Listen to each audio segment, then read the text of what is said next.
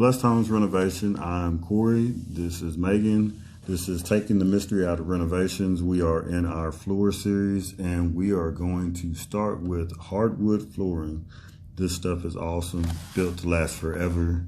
It comes in a lot of different variety. It's just one of those things you step into someone's house and it's like, wow. The cons are it's costly. The material costs a lot, compared to some of the other types of floors. It can be kind of expensive to get installed because there are a lot of factors that are in working parts to getting that complete and getting it right. And it can be scratched and damaged easily if not installed properly and not actually put with the right stuff to make it last. Going right into the next thing, Megan, what do we have? So we're going to jump right into the laminate flooring. And the pros for this are that it's extremely easy to clean. The easiest DIY flooring option out of all of them. So if you are wanting a project and you want to do it yourself, definitely look into laminate flooring because they even have like the snap-in tiles. It's very user-friendly. Tongue and groove. Tongue and groove, yeah. And then it is very affordable as well. Of course, you do have the high-end range, but even on the high-end range of laminate flooring, it would be like the low-end range of a hardwood floor. So it wouldn't you really even be in the same category. I No. think probably what you look at for a high-end cost on laminate would be $2.50. That would be the starting point for hardwood floor. Mm-hmm. So, definitely. And on the cons, it can acquire moisture damage. You can get that cheap look and feel if you go on the lower grade, but again, you get what you pay for, and it can be noisy underfoot depending on what type of underlay you purchase for it. Yeah.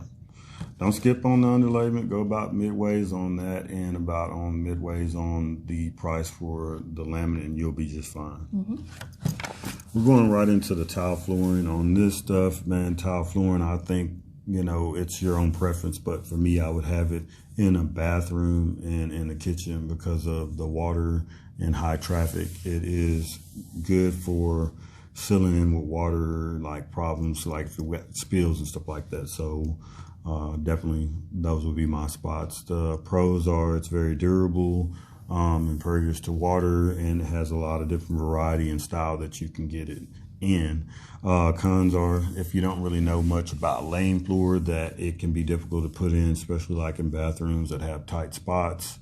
Other than that, you have to seal the stuff every so often to make sure that it doesn't have like stuff that's getting into the grout and stuff like that. But pretty good thing to have, like I say, in bathroom and kitchen.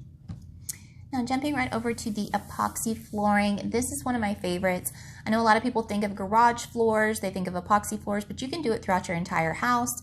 The pros are that it is fire and water resistant, it is inexpensive, and the polished, clean look that you're going to get with this is unlike anything else. There's a ton of designs. Really anything you can think of, you can put down as a design for an epoxy floor. Now on the cons, it is difficult to DIY. I wouldn't suggest it unless you want to put in the time and energy into doing a lot of research into how to do this correctly, because the difficult installation can lead to higher labor costs. You also need to think about that when you are getting a pro to do it. And then it can be very slippery, which can cause injury just depending on if you have small children in the house, animals, elderly. So just really think about that whenever you're putting the epoxy floors in. I would say if you're going to do it and you want to do a DIY project with this, do some small stuff first. Mm-hmm. Get you a couple of 2x2 boards and just practice with it on a lower scale price till you get comfortable with it. And then you would probably want to move into something a little bit bigger. But other than that, we thank you for your time, and next week we'll be touching bases on tree cutting and Christmas lighting. It's that season, and we want to just do our part to help out and use what God has given us.